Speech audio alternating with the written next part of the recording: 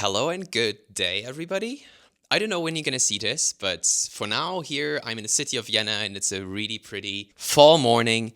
And we have all these amazing colors. We have the oranges, we have the reds, we have the greens, we have the yellows, and it's all working so fantastically well together. And obviously, as photographers, we want to go out and capture this. But the real problems emerge when you import these photos into Lightroom and you're struggling to actually edit these in a way that they do not look over sharpened, not look over contrasty, not look overly saturated. And guess what? That's exactly what we're going to talk about in today's video. And if you stay tuned till the end, I'm going to give you a bonus tip on how you can speed up the entire process, the entire workflow we'll go through in this video in just a few clicks. So stay tuned for that. And with that being said, let's jump into the video. All right, now you should be able to see the image that we're gonna edit today. Still have a lot of green, but you also have orange, you have yellows, and we're gonna make these colors pop today. And the first step we have to make in this process is we're gonna go into the basics section and we just press auto to see what Lightroom would do to the scene if it had to edit a photo. And it actually already does a pretty good job at making these colors pop. And now, usually the impulse, especially beginner editors tend to do, is they want to make these colors pop by just adding contrast into the scene. So if we up this saturation to the scene, you can see that it doesn't only make the brighter parts brighter and the darker parts darker, but it also affects the saturation of your colors and it looks incredibly distracting and not very pleasing to look at. So we're just gonna pull the contrast back again. And the way I usually edit contrast is by using the whites and the blacks sliders. And what we're gonna do is we're actually gonna remove contrast from the scene. So first of all, we're gonna up the whites a little bit. And as you can see, it's actually making a significant impact on the overall exposure of the scene, making the whole image actually come to life to some degree. And the blacks, we actually also gonna lift them a little bit to about +10, looks good to me for this photo. And instead of adjusting the contrast slider, we actually affect contrast by using the whites and the black slider. We actually have much more control over the contrast levels throughout the photo. And now that the basic section is done, we will move to the masking section. And this is where the most significant part of the edit is gonna happen. And the first mask we're gonna apply is gonna be a big, massive radial gradient. So we just draw it from the middle to the edges, about right here. We just try to center it as good as possible. Here we go. All right, and now what we're gonna do within this mask is we are slightly gonna up the exposure. That's already too much, like +0.5. Here we go. We are slightly gonna up the highlights. We're slightly gonna up the shadows. We're slightly gonna up the whites. And we are also slightly gonna up the blacks. And now we scroll down to the effects panel. And here we're gonna reduce texture. We're gonna reduce clarity. And we'll also reduce the dehaze in this image. And if we now just toggle on and off this mask, you can see that this is the before and this is the after. So now we have applied like a really nice hazy mask. And an issue I see in many of my photos at least is that these cameras today capture way too much detail, and actually so much detail that especially like in the trees, in the leaves, the detail is actually a bit excessive. It's a bit too much. And we want to soften some of that detail in our photo. And this is where this mask comes in really handy. The next step, still within this mask, is to subtract a brush from this mask. And now we want to make sure that the density of this brush is not set too high. I usually set it at around 55. And now we're gonna remove parts of the mask or the radial gradient we just created. So what we're gonna do is we place the brush into the center and we're gonna brush from the center toward the edges of the frame. And we do this throughout the entire photo. So from the center to the edges, from the center to the edges, from the center to the edges, from the center to the edges. And we just go on until we have basically paintbrushed over this entire scene. So from the center till the edges, from the center till the edges, from the center till the edges.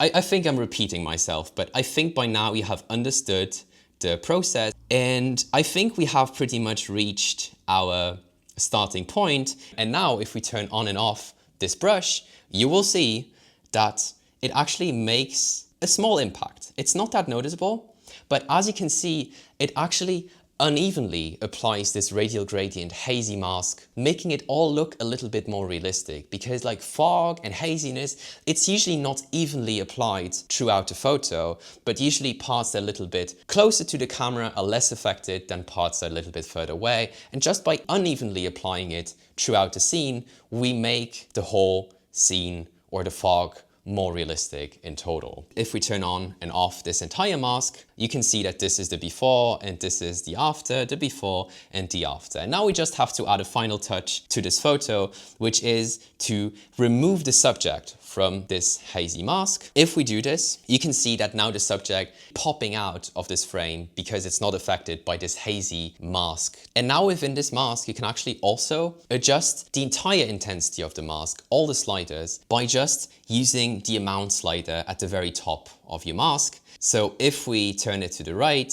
it's gonna increase the haze effect, as you can see. And if we turn it to the left, the mask is making less and less of an impact on the entire photo. And we want to have it roughly at 90 here, looks pretty good. So if your mask is a little bit too excessive, you can just tune down the entire mask a little bit using this amount slider.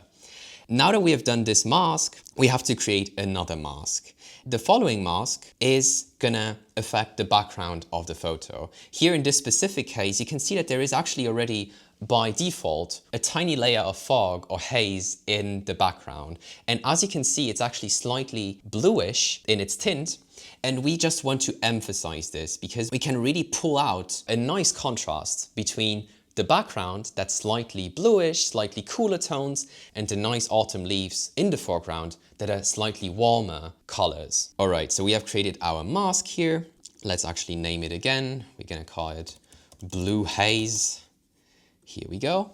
And now we will just slightly up the exposure here. We will slightly bring out the bluish tint in this photo. This looks about right. And then we also add some negative dehaze. So we turn down the dehaze slide a little bit. And the final thing to do is to, again, subtract the subject because we do not want the subject to be affected by this mask. Here we go. Now it's out. And now again, we go up and we can just see if we adjust the amount slider, whether we have applied the mask a little bit too excessively, or we tune it down. And in this case, I would tune it down just a little bit because our edits are supposed to be subtle. And then there is a final mask we need to apply, which is a vignette. And usually people just add a vignette in the effect slider of Lightroom.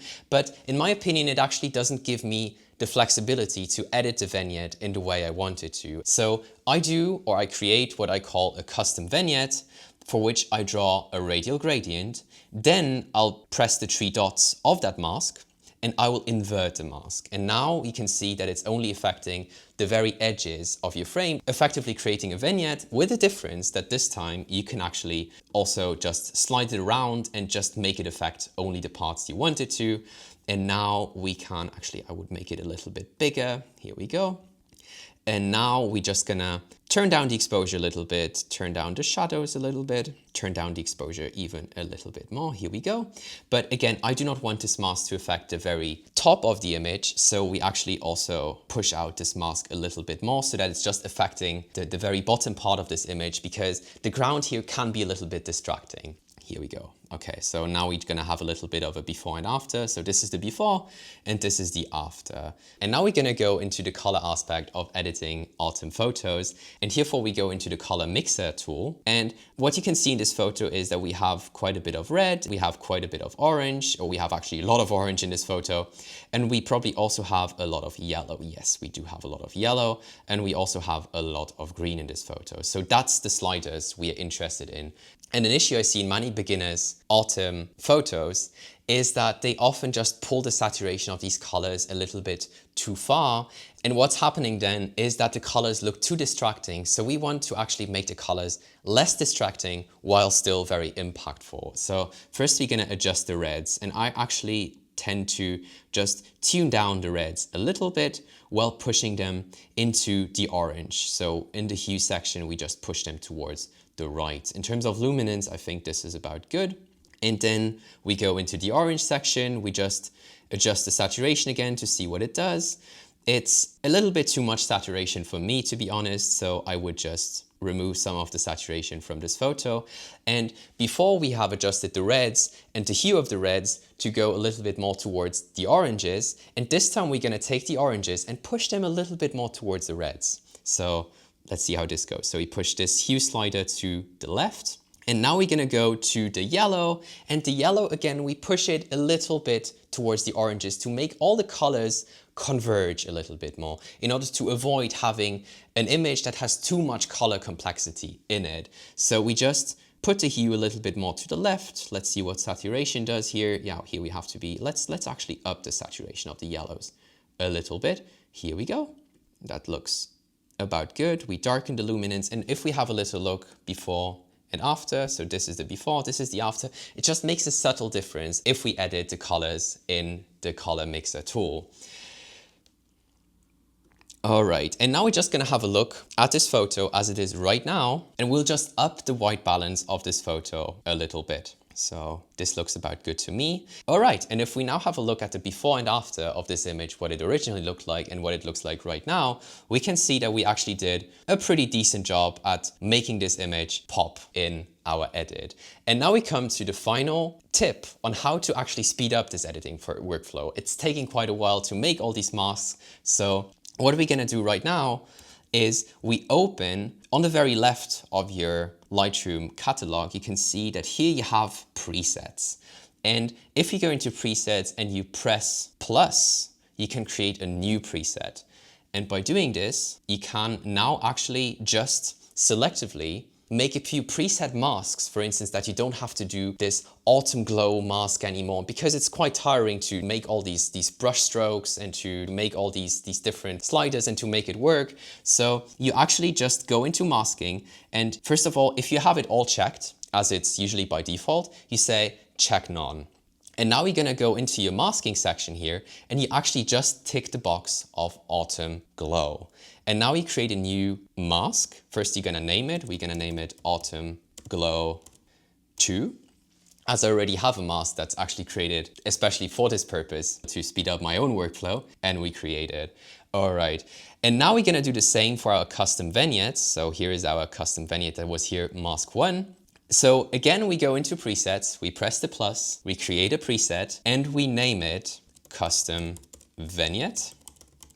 Again, we make sure that nothing is selected, and then we make sure that only mask 1, which is our custom vignette, is selected for this mask. And now I have the second photo for you. And in this one, we can now actually just within a few clicks edit this photo in the exact same way, and making it really stand out by just a few clicks, by just adding these custom masks we just did. So first of all, we go into basics, we just see what Lightroom does. If we press the auto, this is looking pretty good. Now we go into our user presets, and now you can see that we have autumn glow here. So we press it, now it's applied. Now we go to our custom vignette, we also apply that. So now we can actually just go to the amount slider and just slide it up and down a little bit. So this looks about good. So we actually increase the intensity of this mask a little bit. And we also want to increase the autumn glow a little bit for this mask, because it's actually a little bit too much detail in this photo. So what we do is we just push it a little bit to the right and just see what happens. This is about right. And now I would still just give this photo a little touch by editing the white balance, by making the photo slightly warmer, about right here. So now we have actually managed to just within a few clicks and like within 30 seconds to edit this photo from this on the left to this on the right using preset masks we've just created within the first photo. So if you want to speed up your workflow, use your own presets and just speed up your workflow, especially if you have more photos to edit, because you probably do not just edit one photo, but 10 or 20 or 200, right? So I think this is pretty handy. Alright, that was it for today's editing tutorial. Thank you so much for joining in today, and I hope you learned something new. I hope I could teach you something on how you can enhance your autumn photos, and that you learned something that's actually useful in your own photography. Thank you so much for listening. If you liked what you saw today, please make sure to like the video, or you might even subscribe to the channel. With that being said, I will see you in the next one. Bye.